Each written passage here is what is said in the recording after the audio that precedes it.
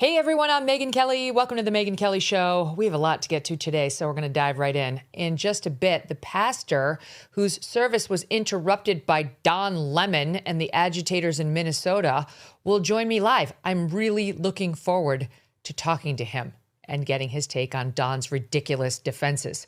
Also, Democratic nominee for the U.S. Senate in Texas, James Talarico, may be worse than Jasmine Crockett. I've got to be honest, I haven't been paying that much attention to that race. I mean, I knew Jasmine Crockett was up against the guy who was on Colbert, and that whole kerfuffle happened around that appearance. That's about as much as, I knew about it. What a nightmare. They should have gone with Crockett. I thought they dodged a bullet because she's so weird and controversial and odd. The fake version of her anyway. The version that got elected seems actually kind of normal. This guy, he's insane. And clearly the Republicans were holding back all their Oppo research on him until after he got the nomination, to the point now where Tim Miller, who's a never Trumper, one of the lead now Democrat haters of Trump, is out there saying, maybe we should start nominating people who didn't make a lot of social media posts during peak woke. So the Democrats are already worried about this seat.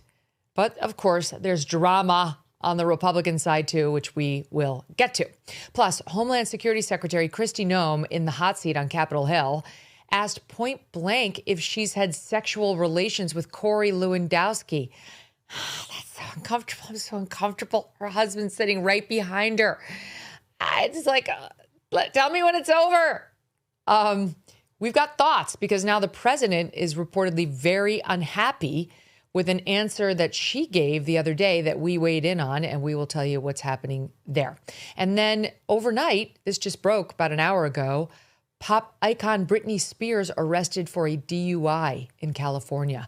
We will dig into the details of that. Here to help me do all of this is MK Media's own Emily Jashinsky. She hosts After Party Live now at 9 p.m. Eastern on YouTube on Mondays and Wednesdays, as well as the Megyn Kelly Wrap-Up Show right here on the Megyn Kelly channel, SiriusXM 111.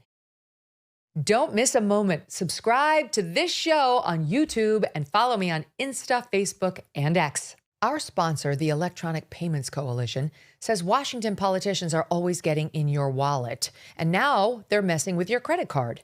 They say your credit card and the security it offers are under attack, and that Senators Dick Durbin and Roger Marshall want to change the nation's payment system to benefit corporate megastores like Walmart and Target at the expense of everyday Americans. Credit cards can keep your payments secure and provide rewards that families use to help make everyday purchases more affordable. The Electronic Payments Coalition says the Durbin-Marshall mandates would let corporate megastores cut corners on credit card processing, routing transactions over cheaper, untested networks with weaker security and fewer protections. Find out more at guardyourcard.com and consider telling Congress to guard your card. EJ, welcome back. Great to see you. Great to see you, Megyn. I know it's bizarre, but I am going to start with the Britney news only because it just broke. And let's face it, we need a break from Iran. That's just such a downer. Are you saying these stories are not related? You're on the record. The Britney arrest. I mean, time will tell. Yes. Time, maybe she was really upset with what she saw in Iran. So she hit the bottle. She was listening to you and Glenn yesterday, and she was like, I can't take it anymore. Yeah, I mean, I got that feedback from a lot of our listeners. They also hit the bottle after listening to this whole thing. I have to say, I think the nation really cares about her. I really do. I think she's more than just a singer, pop icon. She's got 42 million followers on Instagram because we watched her grow up. So we all feel like we know her. I think a lot of us feel invested in her wellness care because we saw the conservatorship that her dad had control of for so long, and she didn't have her freedom, and she was micromanaged by, Hollywood management companies and her dad, and doesn't seem to have gotten the benefit of all of her hard work. Her wealth seemed to have evaporated into the hands of other people. And she started when she was 15 or 16. So we watched that girl with Oops, I Did It Again turn into this, and I say this lovingly, hot mess, who now we see on Instagram with these bizarre dancing videos. We're going to show you one I've been noticing it myself lately. It pops up in your feed and you can see kind of the deterioration with her. Like sometimes she just does dancing where you're like, okay, she's dancing. And sometimes you're like, oh, wow, no, something's going wrong there. Deb, do we have one that we're going to show? Let's watch it.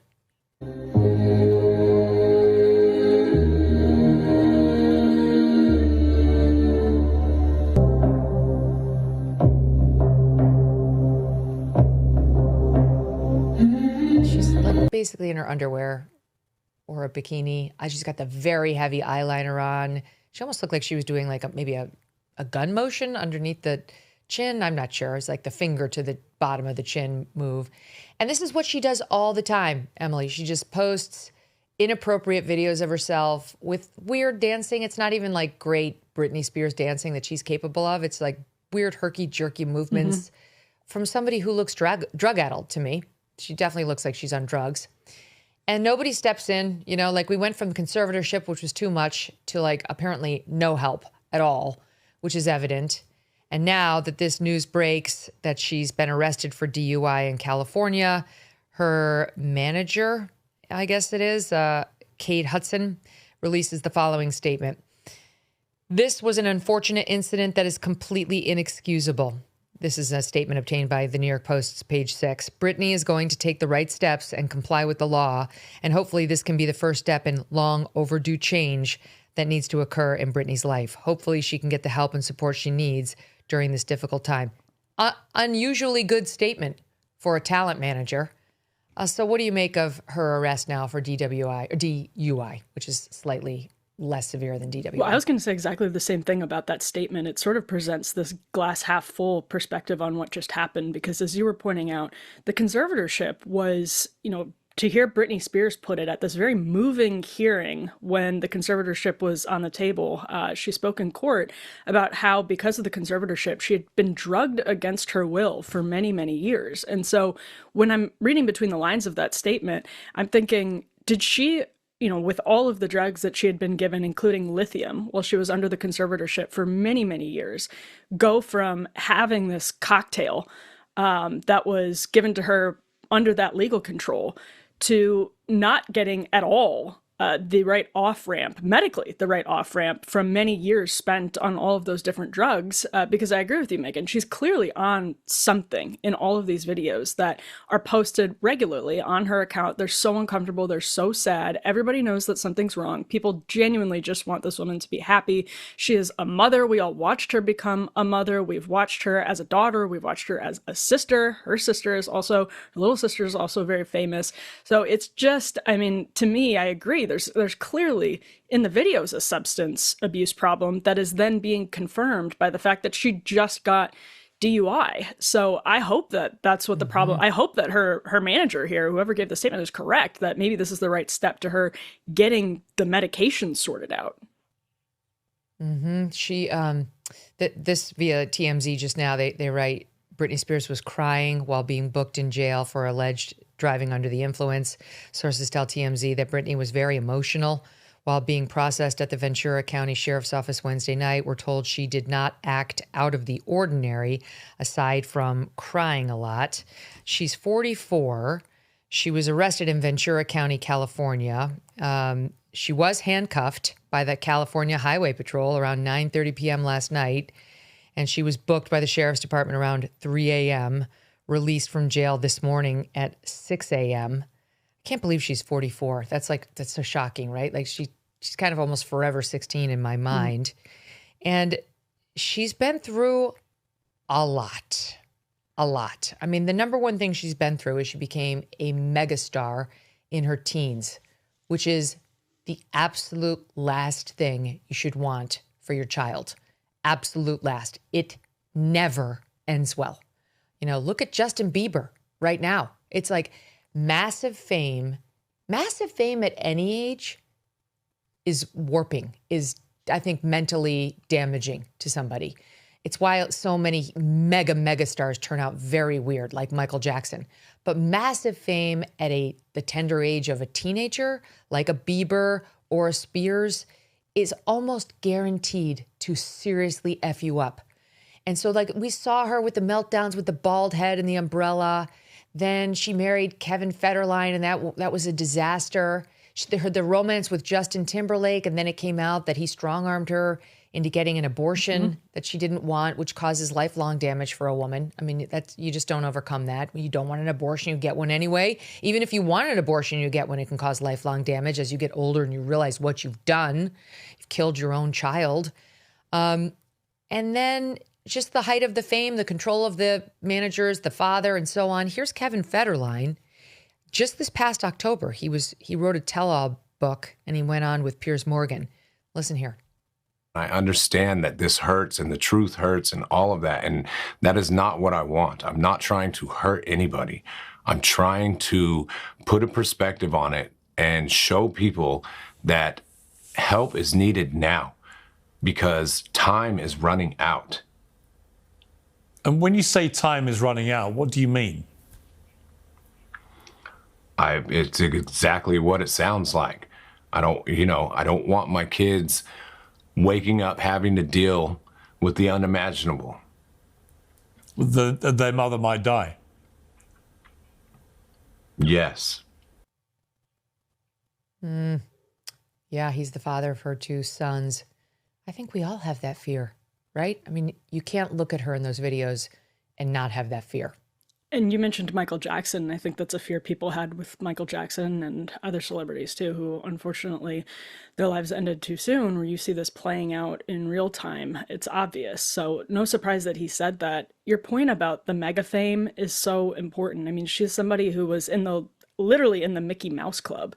And this is like smack my generation. I remember buying Oops, I Did It Again when I was pretty young, and she was put forward in the press as this all-American girl. She ended up really having the worst of both worlds, of this like last gasp of celebrity monoculture where there were true mega celebrities. Now there are still very famous people for Gen Z, like Billie Eilish. Just about everybody knows who Billie Eilish is, but there's so much more siloed culture that she was really like one of the last big monoculture celebrities who was this multi-million dollar business, dare I say like multi-billion dollar business that was around her. The tabloid culture, like you mentioned, the age of Perez Hilton blogging, where he was, scribbling on the pictures. So she's right at that period, and now she's in this period of social media where she ostensibly has control over her accounts, which is not something that ever happened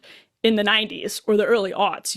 Everything was funneled through a team, and it is for many celebrities still, but clearly not on her Instagram. So she's splitting these 2 eras in a way that I think is heart-wrenching, because she was sold as this all-American girl who was living the dream from Louisiana. So talented, gets plucked out of small-town Louisiana, just a normal, typical American family, thrust into mega stardom, very sexualized, and now we're seeing it all up close. That's a very good point. I mean, we didn't really even talk about that she didn't just rise to fame like a Bieber, where that would have been damaging enough. But the young women like Britney, I mean, she was a girl. She was 15 or 16, very hypersexualized. I mean, look at the video for that Oops, I Did It Again video. The Baby One More Time one. All midriff. Yeah, where she's in the schoolgirl outfit. Time, where it was like, yeah. Yes, fulfilling like the weird fantasies of God knows how many men staring at this actual like 15 or 16-year-old girl. And let's face it, her parents were fine with it. I realize Britney was probably fine with it too, but she's the minor. That's why you have parents. Kids make dumbass decisions all the time. I was thinking about it this winter as we heard these terrible decisions about kids dying because during the terrible snowstorms, they tied their sleds up to like a friend's Jeep or a friend's ATV and died. And the teenagers do dumb things all the time. They don't have a good feel for what's existential. That's why they have parents, who are supposed to step in and watch out for them. And I'm sorry, but Britney Spears' parents, the mother seemed to be enjoying the daughter's fame and fortune, and the father times 1,000. He was like, he couldn't keep his hands off of her fortune or her life, except to actually parent her, except to actually make sure she didn't have that gaping hole inside of her that made her think wealth and celebrity was going to make her feel whole, right? That was something he seemed to have missed all the way up to when she had the performance, the residency in Las Vegas. And he seemed to be putting her out there every night, addled and unwell, but like sticking the, adrenaline in the horse at the racetrack. Like, get out there and fucking run while the checks were cashing. And now you see her alone. That's one thing you noticed in all these videos, Emily. She's always alone. She looks like no one's tended to her. She kind of looks like a ragamuffin, as my mom would call me on the days I didn't brush my hair. And it's sad. You want somebody to step in. I almost feel like the DUI could be good because, as the manager put it, like maybe now with the public humiliation that she's clearly going to suffer, because she knows, this is the lead on CNN. It was the lead on our show today. If I got a DUI, it would make the news because I'm a public figure, but it wouldn't be the lead on a bunch of news channels. That's unique to Britney, and it's a bad thing for her short term, but it might be a good thing for her long term. You know what's interesting? I just thought of this. Justin Timberlake is fighting Sag Harbor right now, so to prevent releases from his own DUI from coming out a couple of years ago. That's almost like a tragic. And he's another child star. Yes, and I think Gen Z doesn't understand exactly how that couple affected popular culture, how massive the fact that those two were a couple was for both of their hashtag brands, which wasn't really a thing at the time, but that was so significant. And the sexualization of Britney Spears was happening really in tandem with that. They were both in the Mickey Mouse Club, and as they grew up, it reminds me so much of what you've covered with the information we've learned behind the scenes of Nickelodeon about Amanda Bynes and Drake Bell. The things that were happening behind the scenes in the 90s and early aughts was just utterly disgusting. It was abusive. We should say that it's abusive. With Britney Spears, we can see it happening within the last decade. Your point about her dad, who is basically treating her as, this is a strong word, a slave, drugging her, making her go perform, and then taking the money for himself. And this is all within the last decade. So it would be, in retrospect, crazy for us to expect Britney Spears to get out of that conservatorship and just be fine.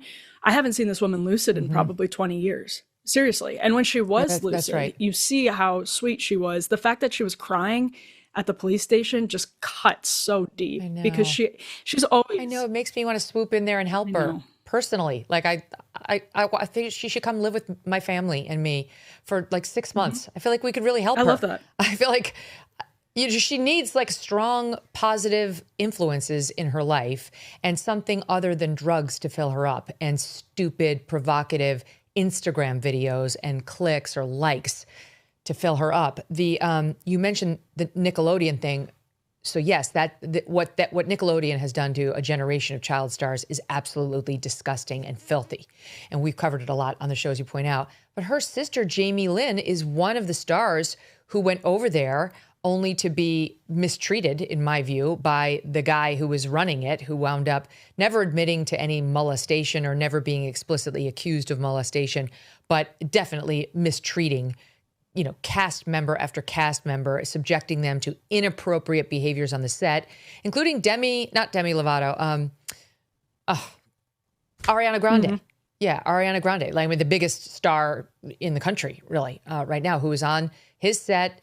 And he had her squeezing, some sort of a fruit all over herself while she was upside down, all over her, top. He was absolutely filthy in the choices he made for these kids. And these parents kept turning their kids over to him, thinking, oh, you're going to be a star, going to be a star. And one of those parents was Britney Spears' mom, who put Jamie Lynn over on the set. And this is from actually the documentary from which we got a lot of this information, called Quiet on the Set, The Dark Side of Kids TV. Here, let's watch it.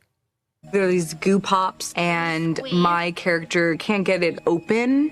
It's not coming out. And it ends up squirting onto Jamie's face. So the prop person comes onto set with a syringe. We all stood behind the camera to watch. It lands on her face. So first it was Dan roaring, laughing, and then everyone kind of giggling. We heard the boys saying, it's a shot. And I had no idea what that meant. Once I saw it again as an adult was when that memory came back. So I was like, oh. Wasn't funny. It still isn't funny to me, to be honest. It's just like, that's a kid. And that was Alexa Nicholas, the star of Zoe 101. She was on our show. And there she is from the documentary talking about what was done to Britney's little sister, Jamie Lynn, with the so-called, you know what shot on her face. For the listening audience, when you see Jamie Lynn in this clip, she looks like 13, maybe? I mean, she looks extremely young, and she's describing what this guy, Dan Schneider, had done to her, who ran Nickelodeon. I mean, he was the big show creator for all the big stars, including Jamie Lynn Spears, including Amanda Bynes, including Ariana Grande. And this is what, I'm sorry, like, I'm sorry to be so harsh on the Spears parents, but they deserve it. Like, this is what happens when you shove your kids into an overly sexualized environment too soon, too young, with too little supervision and love. And it's money all around. I mean, I think what we've seen with them is they were clearly blinded by the wealth and the fame. And it's money from Nickelodeon's perspective. And it's so disgusting, the fact that you would be getting money from that. But that stuff doesn't go out on air unless the person at the top, like a Dan Schneider, thinks it's good. And that's insane. I mean, the fact that that could have ever aired on children's television, you look at it and you just think, even back then, we weren't that different as Americans back then. Parents must have been watching that and thinking to themselves, what the hell is this? Yes. I watch those shows. Yes, This is my demographic. I don't remember this stuff. But for parents to be like, yeah, who would use a tween for this so-called you-know-what shot? Mm-hmm. Who would do that? And by the way, my team just sent me a note. Jamie Lynn Spears did indeed start at Nickelodeon when she was 13 years old. So that she may have been 13 in that clip. I wasn't far off. Didn't she get pregnant when she was 16 or 17? She was a teen mother. Yes. She was 16. Mm-hmm. And here's this. Look at this. My team pulled this from Britney's book. Speaking of her parents, she started drinking with her mom. This is Britney now, not Jamie Lynn. Britney started drinking with her mom at age 14. Age 14, with her mother. Spears writes that starting in the 8th grade, she would take trips with her mother, Lynn Spears, to Biloxi, Mississippi, to drink daiquiris. Quote, I loved that I was able to drink with my mom every now and then, she writes, who adds that she and her mother were happy drinkers, while her father, quote, grew more depressed and shut down when he drank. The two would take Britney's younger sister, Jamie Lynn, to the beach and drink White Russians, which Britney writes she thought tasted like ice cream. This is sick. This is abusive behavior by the mother. Quote, no matter how much I dieted and exercised, my father was always telling me I was fat. Punishing gym routines left her feeling out of my mind, she wrote. Her diet was monitored along with every other detail of her life while she went through the motions of her Las Vegas residency. Now, this is recent history, the Las Vegas residency. Mm-hmm. Quote, my body was strong enough to carry 2 children and agile enough to execute every choreographed move perfectly on stage. And now here I was having every calorie recorded so people could continue to get rich off of my body. That's how you wind up like that, Emily, notwithstanding worldwide fame and adoration and money so voluminous you don't quite know what to do with it. Yeah, your own father isn't tracking your calories like that unless he's trying to make money off of you. It's so disgusting. It does recall the stories of the Jackson father, Michael Jackson's father, and we see it time and again. I mean, I'm sure there are people who get into show business and they're aware of these stories of like what happened with Britney Spears and Michael Jackson before they go down this road. By the way, it goes back to Judy Garland. It's not just purely modern, but people are aware of it and they think they can withstand it. It's not going to happen to them. But the pressures of fame and money are difficult for the strongest people. And so to be able to withstand those pressures is borderline impossible, I would argue, without faith. But Britney Spears, people may remember, was also actively marketed as somebody who was a person of faith. And that was clearly done by her team and her parents. And I don't know how serious they ever were about that, clearly, because they got sucked so easily into this world for both of their children. While they were watching it happen with their older daughter, they then put their younger daughter into it, obviously because they were so blinded by money. Yeah, they wanted the dough. And not just like, Mickey Mouse Club. Okay, so it started off G-rated enough, but it was very soon thereafter R-rated. And both parents seem fine. What mother is having white Russians with her 14-year-old daughter and the younger sister, she says? I don't know at what age they were then. And then comes the abortion incident with Justin Timberlake. That she wrote as follows: "Abortion was something I never could have imagined choosing for myself, but given the circumstances, that is what we did. The two decided to handle the abortion at home in the bathroom. Spears took little pills to end the pregnancy. The pain," she writes, "was unbelievable, saying it was one of the most agonizing things I have ever experienced." Spears recalls that while she was lying on the floor in the bathroom, Timberlake came to join her and, thinking music would help, started strumming his guitar while she cried. I mean, this is just... If something massive doesn't happen, she's going to be dead. She's not going to make it to age 50. I think we can all see that. That seems clearly to be what Kevin Federline was trying to say. And he has a stake in it because his kids are her children. That's their mom. She had her kids young, but no kid, a young kid or a kid in their 20s or 30s doesn't want to see their mom die thanks to drug or alcohol use, and everyone can see this is the road she's on. And every time we get another one of these particularly wacky videos or more news about Britney's struggles, it's another round of gotchas about the conservatorship, saying everybody told you the getting rid of this conservatorship was wrong. She was clearly crazy. And it's like the conservatorship was probably the precipitating factor for a lot of this, that she was being drugged against her will, treated like a slave to get money for her dad via Vegas residencies. So I don't really want to hear that this time around either, because that clearly was not a good option for Britney Spears either. Obviously she needs treatment. Obviously she's not getting it. And obviously nobody around her is doing the right thing. I mean, maybe Kevin Federline is, but obviously she needs some type of jarring moment.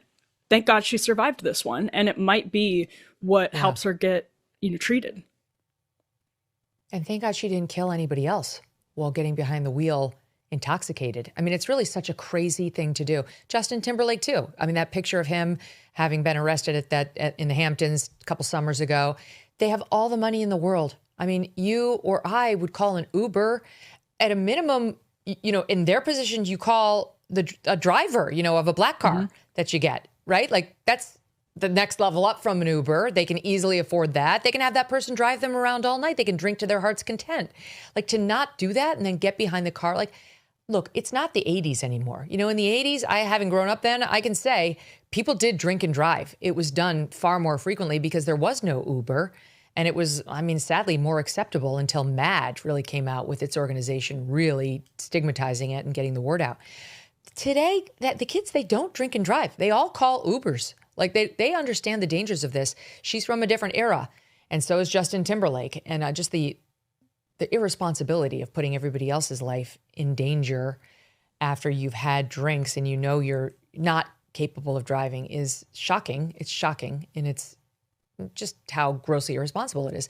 So in any event, I pray for her. I don't think this is her fault. Like, obviously getting behind the wheel is her fault, but like the net condition of Britney's life was created by people who were supposed to love her. And I really hope someone, maybe it's Federline, maybe it's her sons who are now 19 and 20. They currently live in Hawaii with their dad, Kevin, can step in and help her. In any event, I did not expect to spend half an hour on that, but it's like more of a cultural commentary, Emily. It's more than just about Britney. We care about her, but like, I just don't want her to be another Matthew Perry. I'm so sick of coming on the air and talking about stars we love who are dead thanks to drugs.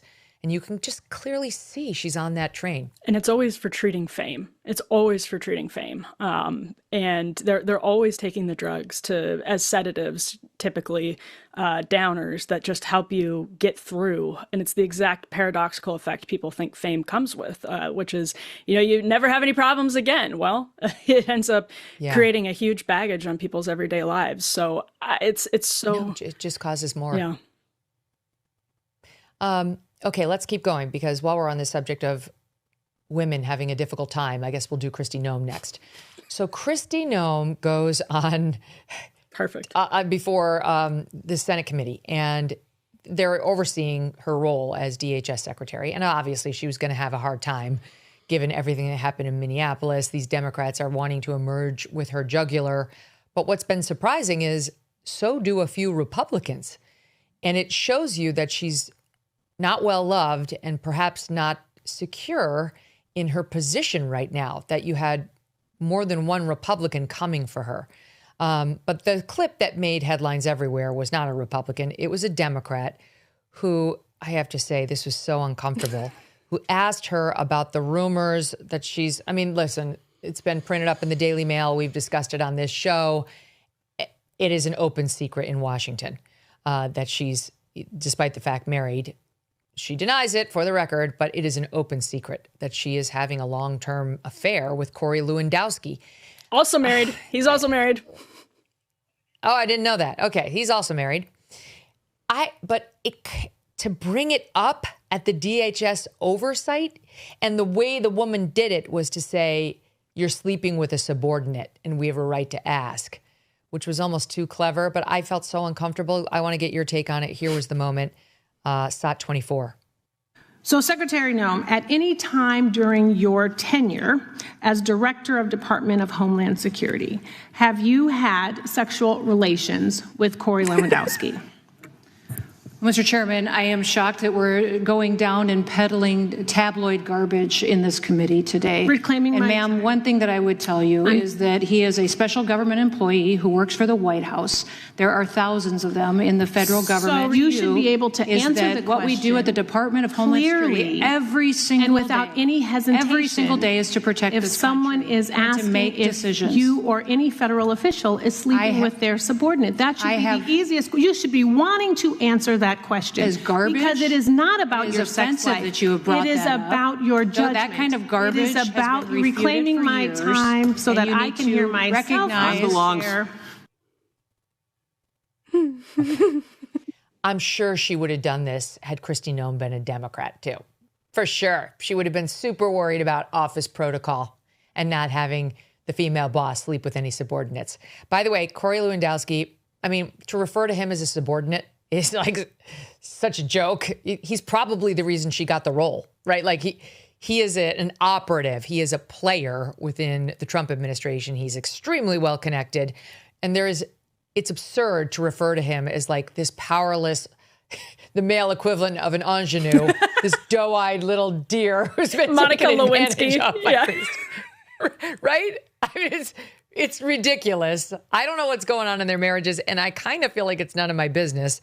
But okay, I guess arguably it is, given that they both work for the government. In any event, what did you make of this? The woman's name who did this is Sydney Kamiager Dove. She's a Democrat from California, where last I checked, they're pretty relaxed about shit like that, Emily. But if you are a Republican, not relaxed. Well, I mean, who was just in the news the last week? The Clintons, where Democrats are saying, none of our business, none of our business. So no, nobody has the moral high ground here. I will say, I think it's a fair question because Lewandowski's status as a special government employee means he's getting paid by the government. He's known Trump longer than Noem has. He knows Trump better than Noem does. So it's ridiculous to put him as Corey Lewandowski in this situation. But it's also just like... Lewandowski. I can't believe that. I just got it. That's very funny. Her husband's sitting behind her. Her husband was sitting behind her, and the hearing is horrible. And they need to have a better answer than just punting on it. Clearly, everyone is aware of what's happening. The husband's aware of it. Lewandowski and Noem are like, he's been seen coming in and out of her residences. So. Oh, they take business trips together where she sits on his lap. I mean, this, like, literally every Republican in Washington will tell you about this. Like, when they talk to me about it, they don't say, like, keep it on the down low. They're like, it's amazing how brazen they are. Yeah, they do it in front of everyone. They'll be, like, holding hands and stuff. Like, everybody's seen it. So they just need to have an answer. They need to figure it out because he is a special government employee that is working for the administration, that she's a cabinet official. So I do think it's fair game, even if the Dem in the situation doesn't exactly have the moral high ground. I know. I look forward to her cross-examinations of of Gavin Newsom. Yes. Let's say he becomes president. I'd love to know what happens in that marriage. Not to mention the previous one, which he's admitted he cheated on Kimberly Guilfoyle. Okay. John Kennedy, who we love. He's hilarious. He's like one of the most entertaining, funny senators we have from Louisiana. He's a Republican. He got up in her grill. We played this the other day, but now something's happened as a result of it involving Trump. Let's play SOT 25. You have spent $220 million running television advertisements that feature you prominently. Sir, the president tasked me with getting the message out to the country and to other countries where we were seeing the invasion come from, with putting commercials out that told them that if they were in this country illegally, that they needed to leave, or we would detain them and remove them, and they'd not get the chance to come back to America the right way. That has been extremely effective. Ask you to run these advertisements, is that right? We had that conversation. The president approved ahead of time you spending $220 million running TV ads across the country in which you are featured prominently. Yes, sir. We went through the legal processes, did it correctly, did the president worked know with you were going to do OMB. this? Yes. He did? Mm-hmm. Yes. That's the part that's come back to haunt her. I vouched for her the other day on part of this. I was told less than a year ago by someone close to the secretary that one of the reasons she was going out herself to like CCOT and on some of these ICE raids was because Trump wanted her to. And he did want to do advertisements showing this kind of thing because he thought it would be a deterrent to people who want to come here illegally, and that it would also be an incentive to existing illegals in the country to get the hell out before we find you, or you could wind up at CCOT. Now, that's as much as I could vouch for. And I did say I didn't know whether he knew like about the cost of the advertising or anything like that. And apparently he didn't, because the reports are, according to Punchbowl News, Trump has quietly asked Hill Republicans if he should fire Christi Noem, the latest sign of her tenuous standing, writes Punchbowl, inside the West Wing, according to multiple Republicans who have spoken with the president. Republicans told Punchbowl News they are divided on whether removing Noem now would be a good thing, considering the ongoing DHS shutdown. There's a shutdown right now because the Democrats aren't funding it, and citing caution over a potentially difficult Senate confirmation fight likely for any successor. Man, that's true. Can you imagine how that would go? We wouldn't have a DHS chief if she got forced out. They would not confirm anybody who didn't sound like an open borders lover. So it's kind of Christi Noem or bust, and maybe Trump's mad enough that he's going to go with bust. But he is angry because the reports are that he did not approve a $220 million expenditure, allegedly that she gave to somebody she's connected to, which she denied. She seemed to be suggesting it was bid out. Your thoughts? Well, Yeah, it's significant that we saw Senate Republicans grilling Kristi Noem on this, because it telegraphs that exactly what Punchbowl reported. It's been the sort of spidey sense. Everybody's picking up on the White House being unhappy with her. And one of the things that I've heard, interestingly enough, from people in this world is that the Noem-Homan division actually is really very real, that Holman wanted to focus on worst first. Noem wanted to do worst, yes, but also people who just don't belong in the country that you're picking up throughout these processes. And that is seen as a significant reason to keep Kristi Noem in the position. But clearly Trump is unhappy with the reason she's in the position, her public relations ability. And that's where National Review just reported today, he's considering Mark Wayne Mullen, reportedly, as a potential replacement for Noem, someone who could maybe get Senate confirmed because he's from the Senate. But I agree with you, Megyn. I don't think there's a shot in hell anyone else gets Senate confirmed for that position. You end up with an interim, which is what Trump had for, I believe he had that for part of his first term. It's not ideal, especially when this is one of your priorities. And it looks like you're taking an L on one of your priorities, too, during a midterm cycle. It looks like you gave Dems a scalp, basically. That's right. It's too close to the whole Minneapolis problem to get rid of her. I mean, I guess he'd get confirmed because Republicans control the Senate right now. And so you really only need the 51 votes. But does Susan Collins? I don't see Republicans. I mean, that's a tough vote for Susan Collins. I know. Yeah, it's true. Murkowski, you've got some weaker choices in there. Here's what Kennedy said after all this broke. He said, after the hearing, the president of the United States called me, and I'm not going to speak for him. You folks know him. You can ask him yourselves. But put it this way, his recollection and her recollection are different. Then he goes on to say, I don't have any inside information, gentlemen. Well, actually, I do. But if you're asking me my opinion of Mark Wayne Mullen, he's very able and capable guy. I mean, I'm not going to say anything bad about him. He'll whip my ass.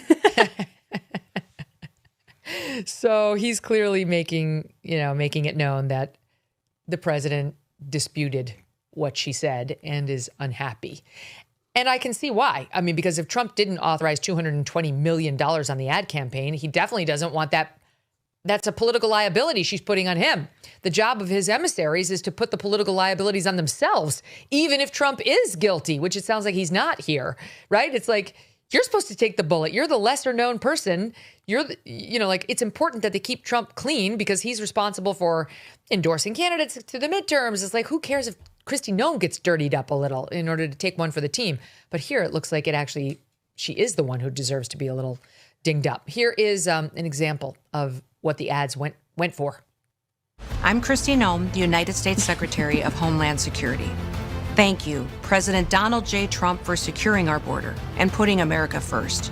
Let me deliver a message from President Trump to the world. If you are considering entering America illegally, don't even think about it. Let me be clear. If you come to our country and you break our laws, we will hunt you down. Criminals are not welcome in the United States. For too long, weak leadership has left our borders wide open. Okay. Flooding our communities with... They're very well done. They're high end, but it could be they potentially cost her the job. Okay, so that's enough about her. Let's keep going. Jasmine Crockett finally admitting that she lost, and she didn't concede on election night. She said that people had been disenfranchised, but then she came out after the fact and said, okay, I admit this guy, James Talarico, won. And this guy seems like a bigger problem for the Dems than Jasmine Crockett. Jasmine Crockett's weird statements are kind of like her fake street accent and her like, this person's a hoe, and like calling Governor Abbott Governor Hot Wheels, like stuff like that. That's just kind of like ridiculously obnoxious in your face shit. But it's not over the top weird woke shit like this guy, James Talarico, like here in SOT 13. I want us all to be aware of is that modern science obviously recognizes that there are many more than two biological sexes. In fact, there are six, which honestly, six modern science surprised me too, because I am not well versed in this issue area. I'm not a scientist. I'm a politician, a lot worse than a scientist. I mean, let me play one more while I've got your attention. Here's on the trans athletes in girls sports issue, SOT 16. This is from October of 21. Before my constituents elected me to this body, I taught middle school. And my students are the reason I'm here to make public policy that improves their lives. But instead, we're doing this, endangering the lives of some of our most vulnerable children to solve a problem that doesn't exist. When she laid out this bill in front of the Public Education Committee, Representative Swanson summed up the justification for this legislation in one sentence. She said, if one girl loses a game, this bill is worth it. I guess we just have a different moral yardstick. Because I say if one trans child dies to protect someone's damn trophy, this bill is grotesque. How are they going to die because they can't run on the girls' track team, Jim? I mean, this guy, he's peak woke, Emily. We're going to be on this subject for a while because we've got about 25 sound bites we found in 2 minutes of him sounding as woke as they come on every single one of the left's favorite issues. Yeah, the woke king of Texas, apparently. His Twitter is a mess. He was posting about how excited he was to get an Anthony Fauci like action figure for Christmas one year. Oh, yep, there it is. Incredible work. Oh my God. Wait, I'm disconnecting for a second. I'll be right back. Hold on.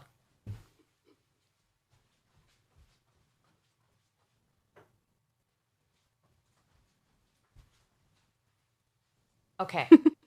I don't have Anthony Fauci, but I do have Kamala Harris. I have one of these. Why did you have that so easily in reach?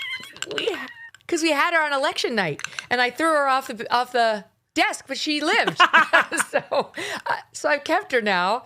But he has one of these of Anthony Fauci for real. And then he posted he's about actually it. excited about his. Yes, it's not just like peak woke behavior. It's like cringe millennial progressivism, and it's going to be a huge problem for him, who, by the way, I think has otherwise tried very hard to run a campaign that is focused on saying the divide isn't left versus right, it's top versus bottom, which is a good line. I don't think that's a bad line. Like, it's a good branding exercise. But now I don't think any gay man should be talking about top versus is bottom. Is he gay though? I don't know. Is he gay? I don't know. No, I don't know. I don't know if he's gay, but he seems gay. He's given gay. Oh, just gonna say. Yeah, I genuinely don't know. That is interesting. But he's single. Oh, I don't know, how old is he, Steve? Do we know how old is he? He's 36 and single. Okay, well that doesn't mean you're gay, but he gives off some gay vibes. Steve? Oh no, Steve voted Crockett. Okay, yes. He did his patriotic Steve duty. Crockett? Yeah, he did. He voted Crockett. He did his patriotic duty. Oh, he said he's trying to help us for the content. Hilarious. But actually, like with Talarico, he's running this campaign against elites. And it turns out he has every elite position on cultural issues ever. He says that trans women have abortion rights. He says that God is non-binary. He is fully in favor of like you were just playing the clip on boys playing in girls' sports.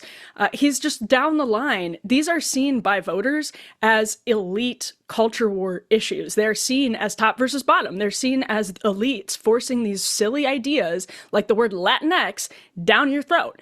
And so now his economic message is going to have to grapple with his insane cultural message, like that the border should be treated as our front porch with a welcome mat on it. It's our front porch, right? Leave the door open. And then there's this one about Jesus, SOT 12.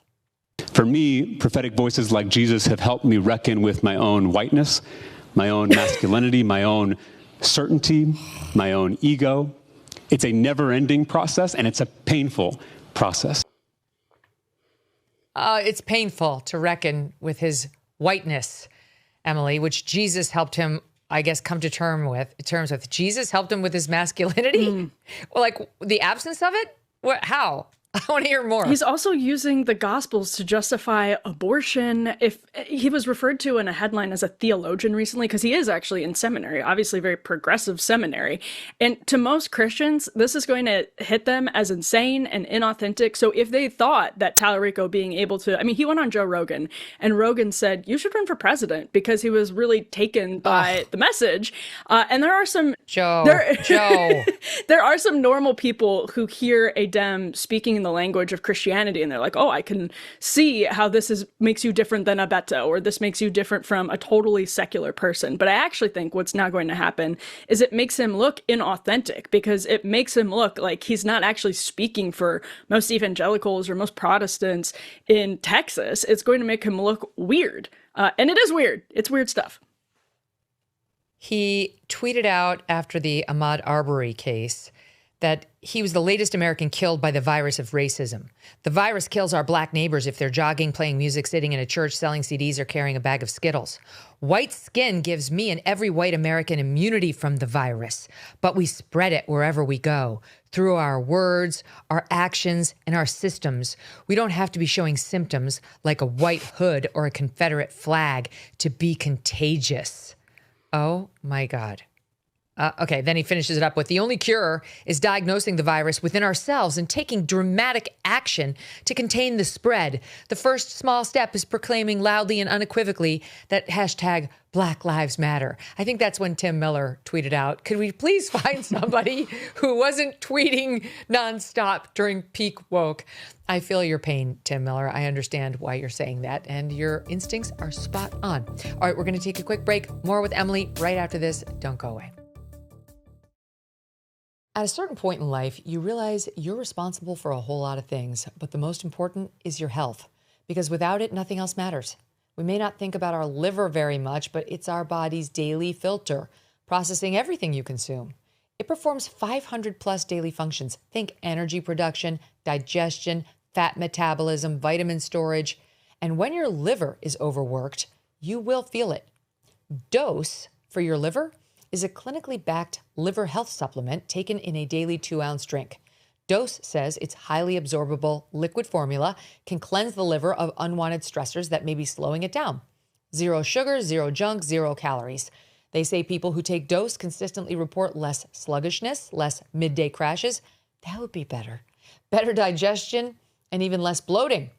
New customers can save 35% on their first month of subscription by going to dosedaily.co/MK, or just enter MK when you're checking out. That's DOSE daily, DAILY.co/MK for 35% off your first month subscription. She's got a ticket to ride. She's got a ticket to ride. She's got a ticket to ride, but she don't care. Oh my God, he looks special, very special. He happens to be the grandson of JFK. His name is Jack Schlossberg, and he is the son of Caroline Kennedy. She, of course, is the daughter of John F. Kennedy, our one-time president who was assassinated. And boy, oh boy, those genes water down quickly. Welcome back to the Megyn Kelly Show. Emily Jashinsky is with me. She's the host of After Party with Emily Jashinsky. Go and subscribe now on YouTube or wherever you get your podcasts. AfterPartyEmily.com. It always sounds so promising. Yeah, After Party Emily. Promising is one way to put it. So this guy, well, it is promising. And you do deliver, just not in that way. Not like Jack Schlossberg. This guy, I want to laugh, but I'm actually deeply disturbed by him. Speaking of the mentally ill, he's way worse off than Britney. I mean, he's like, I think this guy is actually mentally ill. I mean, this is my strong opinion, is that he needs psychiatric intervention ASAP. And psychiatric problems do run in the Kennedy family. He's very clear from his social media, not well. And his cousin, Kick Kennedy, who is RFK Jr.'s daughter, has said, I really hope he gets the help he needs. Like, she can see he's sick. His own mother, Caroline Kennedy, did not want him running, which is why we're talking about him. He is running for office. We talked about it on AM Update the other day. He's running for Jerry Nadler's soon-to-be vacated seat, who's 78 and giving up the seat. And he actually thinks he deserves it. He's done nothing. He had a 1-month stint at Vogue. That's it. That will conclude. He had 1-month stint someplace else doing something equally dumb. And that is all of his professional experience, notwithstanding the fact that he went to Harvard and Yale. It's classic Kennedy liberal elite bullshit, where their name gets them into all these amazing institutions and then they do nothing with it. So all he's been doing on social media is trolling people, including RFK J, whose voice, which is a disability that RFKJ suffers from with his vocal cords, he's decided it's totally fair game to mock. Listen. Hey, everybody, I'm trying to figure out the right present to get Donald Trump for the inauguration. So I found a really rare animal and killed it, and I'm going to give it to him. So now, notwithstanding that, now I'm just going to show one more. Repeatedly doing a Nazi salute. This is after the whole Elon alleged Nazi salute nonsense. But he just thought it would be a laugh riot to do them over and over and over again on his social media, to film himself doing Nazi salutes. And here's that. Yo, check this out. Yo, check this out. There's one. Yo, check this out. Another. Keeps going.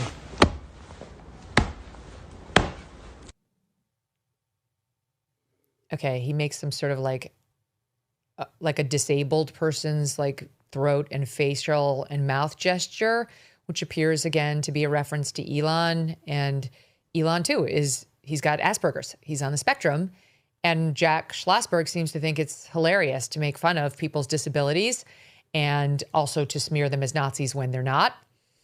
So now he's running for this seat, and the whitewashing of all of that shit, which he's since deleted, but we still have copies of a lot of it, has begun. Maureen Dowd humiliated herself with a whitewash column in the New York Times. I'm embarrassed for her. She of the poison pen had none to spare when it came to a Kennedy heir, and she completely glossed over the social media history like it was a nothing, like it was like an errant tweet here or there, instead of vicious, deranged, repeated posts for years. And then he meanders over to CNN, and here's how that went. SOT 30. I heard you say that you're an outsider in this race. Yeah. To people who are on the outside, they hear you say you're an outsider and they're like, come on. I know. It's ironic coming out of my mouth with Kennedy legacy and what I represent. It might be hard to believe, but it's absolutely true. Because there's a local insider political machine here that is running the playbook from the 90s. And I'm just watching what the other side's doing, thinking we need our own version of this. And so it's by design. I'm sorry, Emily, but this is deeply disturbing. This is like the media enablers trying to foster this unwell person into a U.S. House seat, ignoring the rantings of a madman. He's been in other interviews now claiming, I was just trying to generate attention to me, because it's hard to get attention.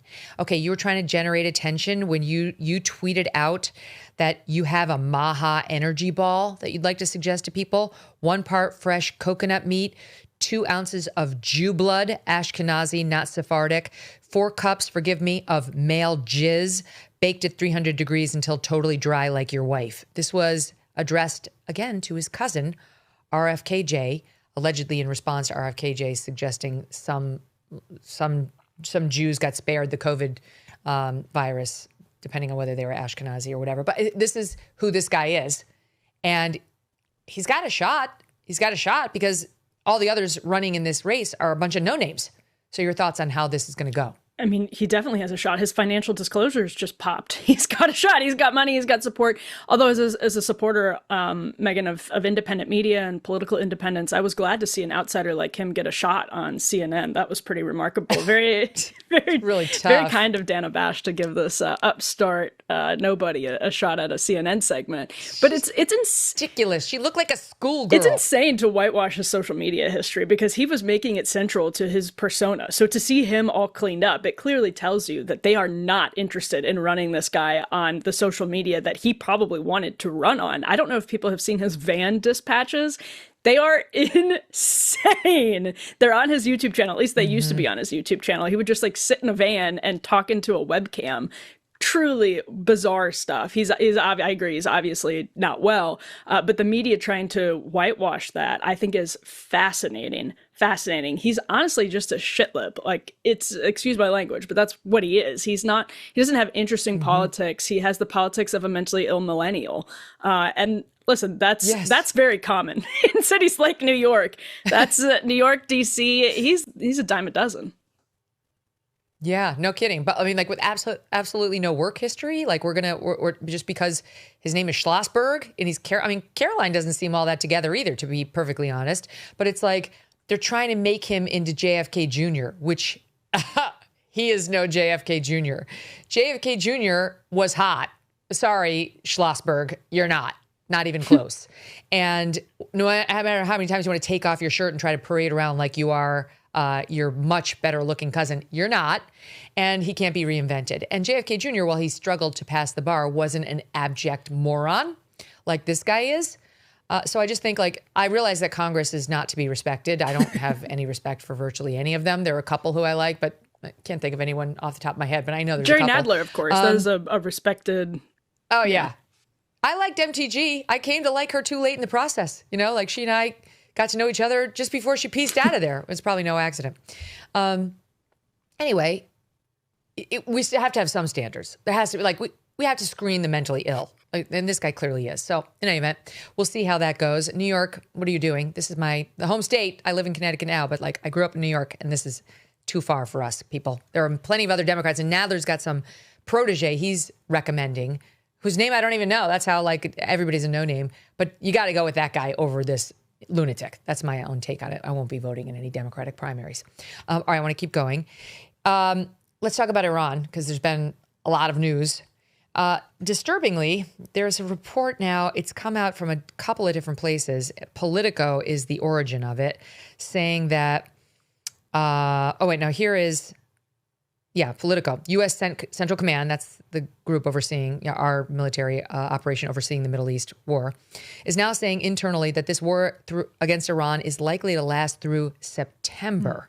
According to info obtained by Politico, it's costing us $1 billion a day. So this would easily be over $100 billion, if that's true. I've seen this a couple different places reporting what Politico reported. I haven't actually seen the original Politico report, but September, first the president said, I could do it in 4 or 5 days, but I might need 4 weeks. Then he said maybe 4 to 5 weeks. And then we had, I think it was Pete, suggest maybe 8 weeks. Definitely administration official said could be looking at 8 weeks now. And the president saying, I don't have the yips about doing boots on the ground. And now we have leaked potentially to Politico through September. We're going to be over there, which is, by last I checked, 2 months before November when we have the midterms. And let me just play you something from Harry Enton on the midterms. I think most people are kind of assuming we're going to be losing the House over on Team Red, but the Senate was thought to be not really in competition because just the way the map lays out this year. But take a listen to this in SOT 23. Okay, talk to me about that. If it helps the Democratic chances, what does that do to the overall odds in the U.S. Senate? Yeah, overall odds of the U.S. Senate. This is just a segment which is just great news for Democrats. And what are we talking about here? This is, I think, the biggest change that we have seen in the national picture, which was all along we thought that the Democrats would win back the House of Representatives. That was the most likely possibility. But at this point, look at this. Look at the change in odds from a year ago, the chance of winning the Senate. Republicans had an 81% chance a year ago. Look at this. It has fallen through the floor. Now it's just a 56% chance. Democrats' chances way up to a 44% chance. There's a real fight on their hands Republicans have, not just for the House, which they're likely to lose, but for the Senate as well. Oh my God. Your thoughts on where we are right now? Nothing but respect for Harry Enton's perpetual ShamWow energy. It's giving ShamWow guy. He always is. Excellent stuff, Harry. But listen, independents are not on board. First of all, before this war started, the economy was a really tough sell for the administration among independents. Now, the war has been clearly, when we look at polling, a very tough sell among independents. So now they have double. That's why Trump was on his affordability tour. We saw that it's still happening, but that's why as the new year came about, it was, we're going to get the president focused like a laser on the economy, on cost of living. And now, on top of that, he has to defend this war. There's been, clearly pretty mixed messaging. They've struggled with messaging this week. You have 6 dead Americans. If you have a war that goes through September, that number inevitably ticks up. It's going to touch communities around the country. It's already touched Iowa. It's already touched Minnesota. It's touched people all over the country who have lost their young men and women. And that's in the local news. That's hitting people. Independents are seeing it. So it's going to be, I don't even want to talk about this in a political sense because it's a moral and substantive policy question. But the politics of it, Trump has seen, Harry Enton's pointed this out too, his support among Republicans is like record levels. It's very high.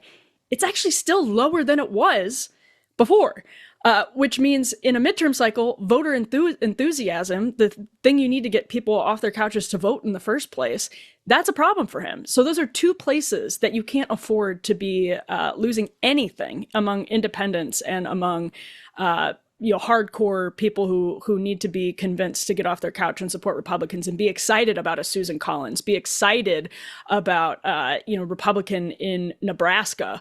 Those are going to be tough. So I think the Senate actually is in play now that we're at war. I mean, that's a nightmare. That's a true nightmare if the Democrats control the Senate. I mean, depending on how many seats they could potentially get, now you could have impeachments in the House that would lead to actual convictions over there on the Senate side. I doubt it. But if they have control, they can thwart every single piece of the president's agenda.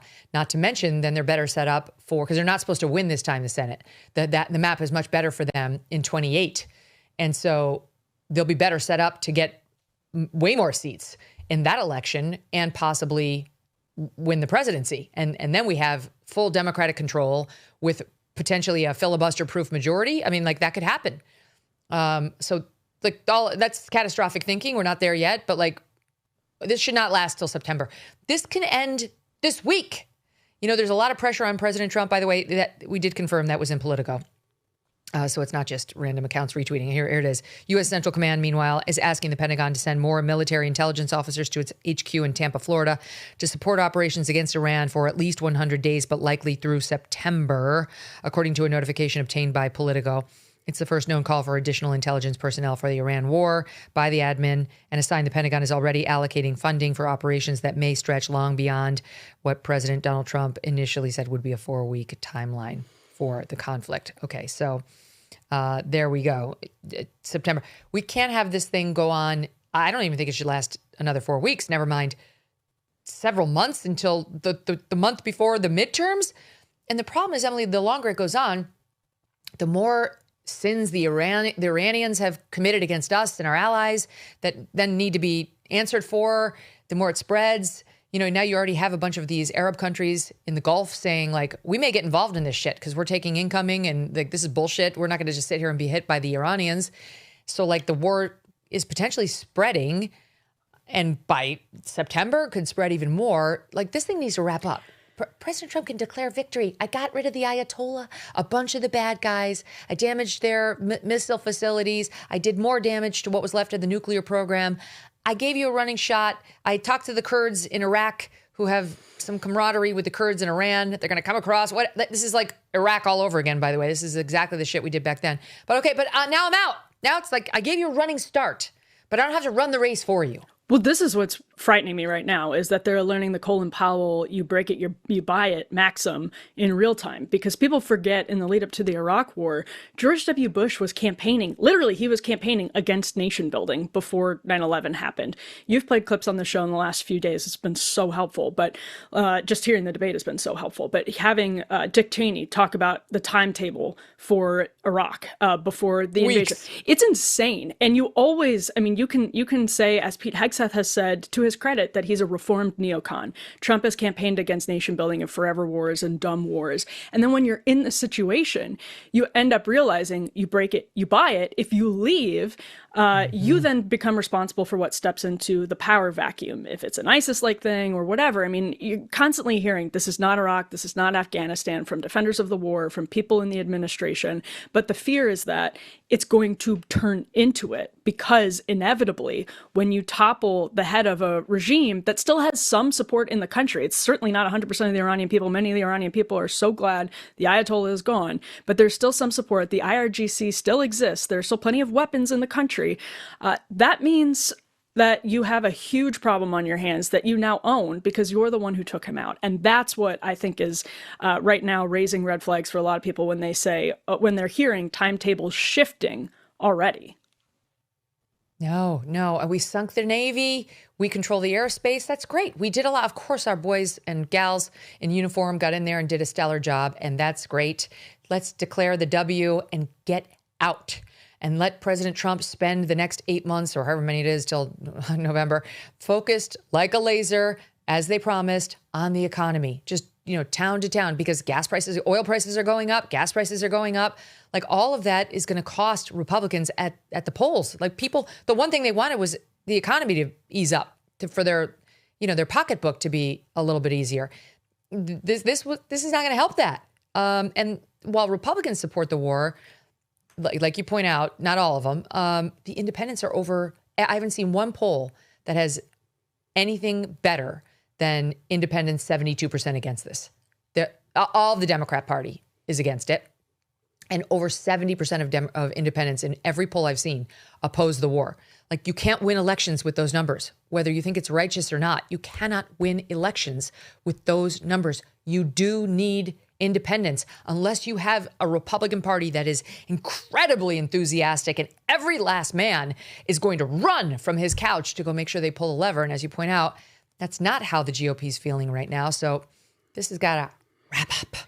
And by the way, for Israel supporters, it's got to wrap up for Israel too. All the negative behavior and attitudes towards Israel grew throughout the whole Gaza conflict. Then Trump settled that and things were kind of settling down. Israel was off the front pages. That was very good. That was better for Israel. And now they're right back in the center of it, again, which only leads to more negative feelings because the administration has been telling us they're the reason we got into this. It's like they have to understand, at least from a PR perspective, how bad this is, Emily. Yeah, I mean, and the problem is blaming voters for their cooling sentiments towards Israel and blaming TikTok and blaming everyone without grappling and saying, okay, well, maybe we should trust that they're not all bigoted and they're not all anti-Semitic and they're not all dumb, and make better arguments. And that's really been, I think, a huge part of the problem here. It's a problem with the administration selling this war. You've seen them freak out about inconsistent messaging. I think their inconsistent messaging speaks to a muddled strategy to begin with. But the problem selling this from now until November is Democrats now have clip shows they can play constantly of different things being said while we are at war, losing Americans in the Middle East again, because the messaging was a disaster. And that's, I mean, I don't see actually any sign of them having better messaging about this going forward. They're still not telling us clearly whether or not it's a war. Mark Wayne Mullen just yesterday referred to it as a war. Reporter said you referred to it as a war. And he said, oh, that's a misspoke. It's such a mess right now. He's going to be running DHS soon, so we don't have to worry about him misspeaking as a senator. All right, let's keep going because I want to get through what happened on the Minnesota fraud hearing with you before you have to go, because the pastor from the Don Lemon Church is coming on. I hate to refer to it that way, from City's Church in St. Paul. You know what I'm saying? Mm-hmm. Okay. There was a fraud hearing about what's happening with, the Somalis in Minnesota yesterday. And Tim Walz showed up, as he should, because this is his state. He's done virtually nothing to stop this nonsense. And my favorite, Brandon Gill, pressed him because they were upset about, they feel that the administration in Minnesota has cracked down on whistleblowers who tried to come forward over and over about what they saw. They saw the fraud coming and they tried to jump up and down and say, Democrats and Republicans, these Somalis are committing a bunch of fraud on us. We should stop giving them the money for their fake autism and childcare centers. And it's all over the news at the time with the people saying, that's racist. Apparently you're not allowed to say that anybody from Somalia has committed a crime or you're racist. But what if they have? But you can't because it's racist. But what if they did? So here's Brandon Gill cross-examining him on that, SOT 27. Do you think whistleblowers should be retaliated against? Absolutely not. They have strong protections in Minnesota. That's not what we're hearing from whistleblowers. Faye Bernstein, who, again, has stated that she is a Democrat. She's only ever voted Democrat. Says that doesn't she was matter whether she's to, quote, Democrat or Republican. smear campaign for trying to make leadership aware of illegal contracting practices. Why do you think that happened? I can't speak to that, Congressman, because we don't do it. According to another report, quote, there's just a continuous effort to stifle you, to shut you up, and it's impossible to overcome.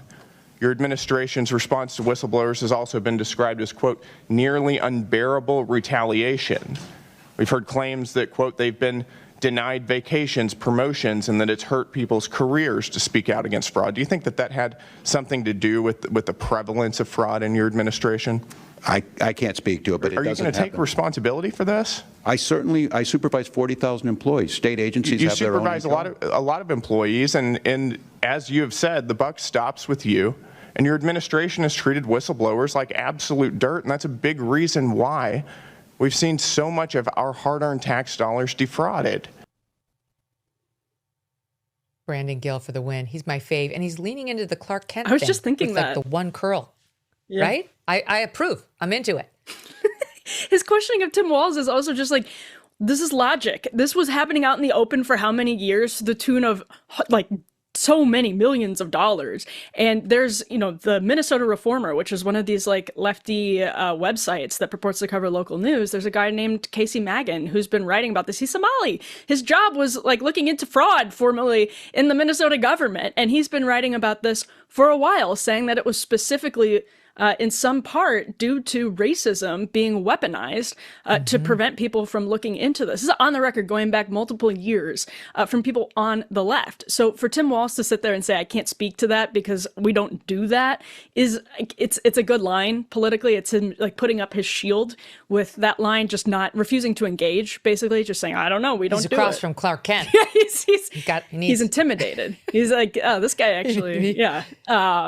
No, it's a disaster for Tim Walz, and it should be a lesson for Democrats to not let these weaponized charges of racism block them from good governance. But I don't think anyone believes that it actually is. And it's so ridiculous. 84 of the 94 who have been indicted so far are Somali. I mean, give me a break. Like, that's who's committing the crimes. Sorry that the community has decided to take our benevolence and our generosity here in America and completely exploit it to the tune of criminal fraud. But they should be made to pay, the ones who have done that. And if it's 90% Somali, so be it. Doesn't make us racists for charging them for crimes that they've allegedly committed.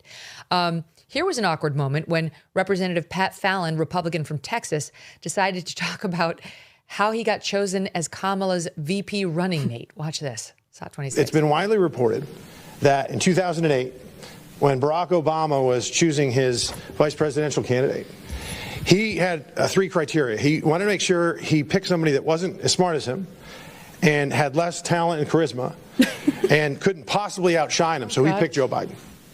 And then Joe Biden in 2020 used the exact same criteria. He wanted to make sure he picked somebody who wasn't as smart as him, had less talent and charisma, and wouldn't outshine him. And he picked Kamala Harris. And then in 2024, Governor, I think it's very evident why Kamala Harris picked you. The talent pool, Mr. Chairman, the talent pool isn't just shallow. Brother, we have hit the shore, and I yield back. I got to give it to Tim Walz for laughing at that. That was well done. That's what he should do. Like, it's the only thing you can do. This is so cringy. Right? It's so cringy. Terrible. He knows it's I true. can't imagine. I mean, it's obviously true. Yes, it is. It is. And that's why he had to step out of his campaign. I mean, when it all came to light, this all could have come to light while he was running for vice president. But it's actually a disadvantage sometimes to Democrats that the media is so sympathetic to them because it didn't come out then. And sometimes that ends up coming back to bite you in the butt because people aren't given due scrutiny until it's too late. And that's what happened with Tim Walz. It's so true. That's the Republicans are in a great position because J.D. Vance, like everybody would be outshined by Trump. There isn't a soul on earth that wouldn't be outshined by Trump. Just he has such a big, fun personality. But J.D. Vance is so solid in his own right that they're not suffering from that same dynamic. Like when he steps out on his own, or it could be Rubio, either one, when they step out on their own, out of the shadow of dad, they're going to thrive because they actually are incredibly charismatic, funny, warm, charming, smart, competent, all the things. It's not exactly how it went on Team Blue. Okay, EJ, we will see you in half an hour on the MK After Show and then at After Party with Emily on YouTube and podcast. See you, Megan. All right, we are back with the pastor who Don Lemon badgered recently in Minnesota, leading to criminal charges against Don Lemon. This will be my first chance speaking to the pastor. I can't wait to hear what he has to say. Home security can feel overwhelming, but Simply Safe makes it simple. Many people are choosing it for the peace of mind it provides, with over 4 million homes already protected. With no long-term contracts and an anti-theft guarantee, it's easy to see why so many feel safer having Simply Safe in their lives. With 20 years of experience in home security, Simply Safe has consistently been recognized for excellence. They were named the best home security system of 2026 by U.S. News & World Report, and their customer service has been ranked the best in the industry. That's why so many homeowners feel safer and more secure with Simply Safe in their lives. Right now, you can get 50% off their new Simply Safe system at simplysafe.com/Megan. That's simplysafe.com/Megan. There's no safe like Simply Safe. The new year hits, and suddenly you might want new everything, including a new wardrobe. Does that resonate, ladies? Well, our sponsor, Daily Look, makes that wardrobe upgrade way too easy. Daily Look is the #1 rated premium personal styling service for women. With Daily Look, you get your own dedicated personal stylist to curate a box of clothes based on your body shape, preferences, and lifestyle. This is not an algorithm. This is a real personal stylist, and you get the same stylist every time. And when you head over to dailylook.com, you can use code Megyn for 50% off your first order. That's 50% off with my code MEGYN. Just fill out their style quiz and receive up to 12 hand-selected items delivered right to your home. Buy what you love, send back the rest. You will get free shipping both ways. Head to dailylook.com to take your style quiz and use the code Megyn for 50% off your first order. That's dailylook.com for 50% off, and make sure you use my promo code Megyn so they know we sent you. I want to let you know, this just broke from the Wall Street Journal. President Trump is preparing to fire Homeland Security Secretary Kristi Noem. The article also suggests he could still change his mind, but following up on our last segment, just bringing you that news, per the Wall Street Journal, he is preparing to fire her. We'll see whether or not it actually happens, and we will bring you the latest right here. In the meantime, big news out of Minnesota last week. Remember that big anti-ICE protest at City's Church in St. Paul? We're using that term protest very generously. The one Don Lemon thought it was a good idea to live stream for the world to see.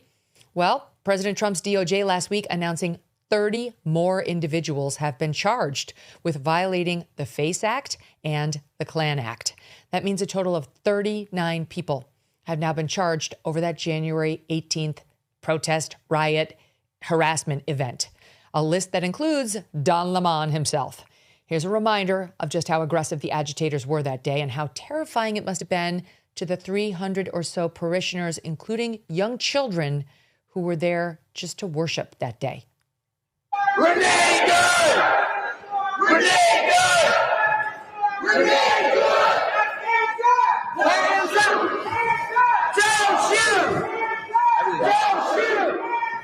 Don't shoot! Where are you? Where are you? Where are you? Where are your people?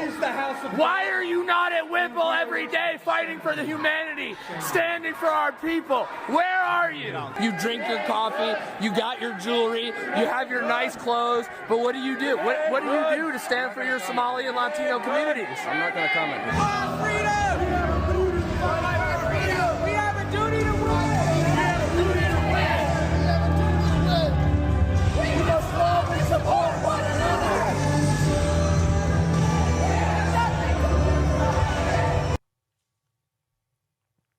It's just so shameful. As you can see in this video, City's Church's lead pastor, Jonathan Parnell, made it clear to Lemon and his fellow protesters that they needed to get out unless they wanted to worship with him. Here. Our church had gathered for worship, which we do every Sunday, and we were interrupted by this group of protesters. Yeah. We asked them to leave, and they obviously have not left. Yeah. So. What do you think of this? I mean, this is unacceptable. It's shameful. It's shameful to interrupt a public gathering of Christians in worship. But there were folks who will say, I have to take care of my flock. Okay, but listen, we live in there's a constitution in the First Amendment to freedom of speech and freedom to assemble and protest. Yeah. We're here to worship. We're here to worship Jesus because that's the hope of these cities. That's the hope of the world is Jesus Christ. I want to be very respectful. Please don't push me though. We're here to worship Jesus. Yes. That's why we're here. Yeah. Okay. That's why we're here. Okay. That's what we're about. Don't you think Jesus would be understanding we're about and love these folks? We're about spreading the love of Jesus. But did you try to talk to them as a Christian? No one is willing to talk. Okay. I have to take care of my church and my family, so I asked that you actually would also leave this building. You don't want us to chronicle what happened? Unless you're here to worship. I'm always worship. I'm a Christian. Oh my gosh, it's so infuriating. Don wouldn't leave the church for another 7 minutes, including taking the time to tell viewers of the live stream to quote, like and subscribe to his YouTube channel. Unbelievable. Joining me now with more about what happened is Pastor Jonathan Parnell himself. This is his first interview since Don Lemon was charged in the case in January. Pastor Parnell is joined by Renee Carlson, an attorney and general counsel at True North Legal, the nonprofit law firm representing Cities Church. Welcome so much to you both to the show. It's a pleasure to have you. Pastor, I so admire you and the way you handled yourself in that awful, unprecedented moment. You had grace, you had the smarts not to overly engage, even legally, you knew what to say. Leave, please leave, and really set him up in a way, I'm sure it wasn't intentional, but for these criminal charges, because there it is on camera, you telling him to get out, and he refused. But you, I'm sure, had a very different experience of the moment than thinking through all those things. Can you walk us through how it was for you? You're up there, you're preaching, and the next thing you know, what? Yeah, thank you, Megyn. You know, the first thing I want to say before I get into that is I just want to state a fact. And this fact is the most important fact in the universe. It's the thing that I always most need to remember all the time. It's the simple fact that Jesus Christ is a real person. He is as real in this moment as we are here having this conversation. He's been raised from the dead. He is seated on his heavenly throne, and one day he's coming back. Like that's my worldview. I'd say my worldview is simply that Jesus is real, and that changes everything. It's true whether we believe it or not, but I believe it. Our church believes it, and so on Sunday, January 18, when we were gathering for worship, we were gathering to worship the real person, Jesus Christ. We're not playing games. We're not walking through a dry liturgical order, but we were gathering to have a dialogue with Jesus where we hear him speak and then we respond to him in praise and adoration and thanksgiving and worship. And so on that Sunday, at the highest point of our liturgy, just as I was about to read from the Gospel of John, chapter 13, we've been preaching through the Gospel of John. And we're in the section that's called the Farewell Discourse, which is the longest Thursday night in the history of the world when Jesus is teaching his disciples in his final moments with them. And in chapter 13, Jesus teaches us to love one another as he has loved us. And so just as I was about to read these verses, a woman begins approaching me on the far right side of our church building. She's followed by a few other folks, and then she calls out, interrupts me, and says something to the effect of bringing judgment. And then as soon as she says something, almost like a flash mob, people got up in our sanctuary, converged in the center of our sanctuary, and were chanting. Were shouting, had their fists raised. And immediately, people in the back of our building began to flee. Folks were leaving rapidly. And then right away, they began to chant, hands up, don't shoot. And then other folks had taken cover. Some other folks were trying to leave. Some were blocked from leaving because they were clogging up that main pathway. But in that moment, as they're chanting, hands up, don't shoot, I was looking across our sanctuary, kind of remaining in my post, as it were, behind the pulpit. And that's when there were children in our church who were putting their hands up in fear. And that's the moment when I turned to the woman who had initiated the protest or the chanting. And I told her what I would say now. It was shameful. Shame on her. It was a rebuke. We were there to worship Jesus. It is the house of God. It's a sanctuary. And she invaded that space. And this mob invaded that space with anger and rage. And then from there, it began to just get louder, more chanting. People were blowing whistles. It was an absolutely disorienting moment. Folks were still trying to leave as best as they could. Some remained. Others, again, had taken cover. We had to lock down our childcare. It was an extremely chaotic moment. And then in the midst of all that... I did not realize that the children put their hands up. They were scared, and they thought they were being ordered to do that. I said this on the show, that the children, having no idea about Ferguson, Missouri, or Michael Brown, would not understand the hands up, don't shoot thing. They would be hearing hands up, and they would be hearing the word shoot. And that, indeed, you're testifying here, was part of the trauma that they went through. It was horrifying. Also, in our context, just a year ago, the tragic, horrible shooting at a school in the Twin Cities. And so that's fresh on the minds of many people. And there were definitely folks who believed it was an active shooter situation, fleeing, they thought, for their lives. And that was the moment when, in the midst of all that chaos, absolute mayhem, that an individual kind of spawned in and stuck a microphone in my face and asked me what I thought about what was going on. And then instantly, as he began to talk to me, others came forward with microphones and cameras, and they kind of surrounded me. And he was asking me again what was going on, what did I think about it, and I told him it was shameful, it's unacceptable, this should not happen ever. And then in the midst of that conversation, you've seen the video, he makes a comment about me pushing him, and that was the turning point for me. That's when I realized this guy is here with them. He's trying to incite me, and I was trying to, as best as I can, disengage from that encounter as quickly as I could, trying to be a gentleman as well, trying to be kind, but it was a very disorienting moment, and one of those things that I've thought about so many times afterwards, and it should never happen again. What was it? Now he says he was just a journalist doing his job, covering this as a journalist. You and others inside the church perceived him as a member of the protesters, as in tandem with them, in concert with them. Why? The turning point for me was when he made the comment to me about pushing him, and the fact that when he came close to me and was in my space, crowding me, others who were there protesting, the agitators, they joined him and also encircled me. And so in my mind, in that moment, I definitely understood him to be part of what they were doing. Mm-hmm. He went a different way with it. Here he is. This is recently. He sat down with Jim Acosta and said the following on February 18th, SOT 62.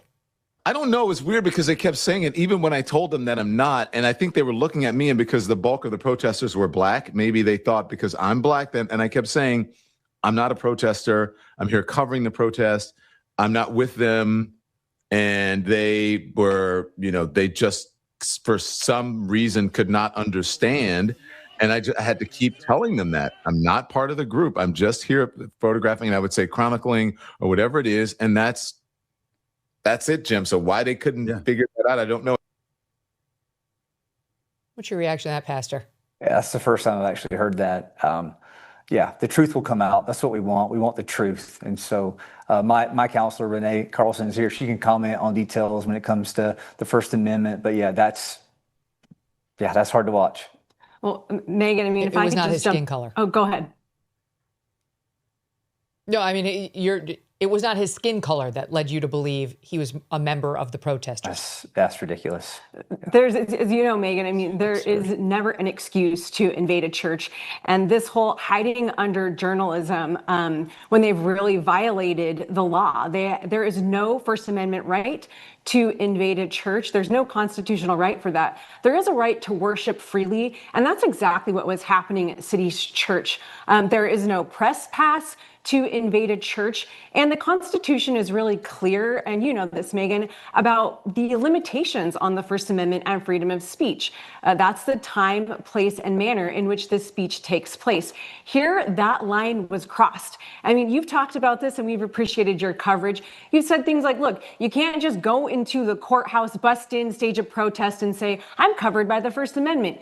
Nobody could walk into your house, bust in, stage a protest, and say, I'm covered by the First Amendment. Likewise here, you cannot invade a church and stage like you said, it's protest in air quotes here. This was an ambush on the church. There was obstruction, there was threats. This behavior is absolutely unlawful. It's completely a violation of the FACE Act, which protects the right to worship in the space of worship. And I just do want to highlight what Pastor Parnell said. He said there was that moment when they ambushed him. They gathered around him. He did not feel a freedom to move. He was obstructed, and probably even worse, these parents couldn't get to their children. They blocked exits, and that is terrifying. What a horrific moment for this church. It's absolutely not protected by the First Amendment. This is activism. This is not journalism.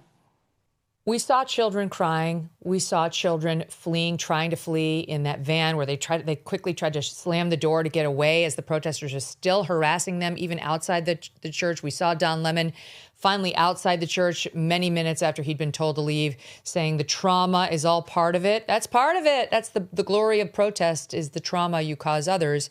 You tell me, Renee, when this goes to trial, do you think that there will be adequate testimony to convince a jury that there was obstruction and that there actually was trauma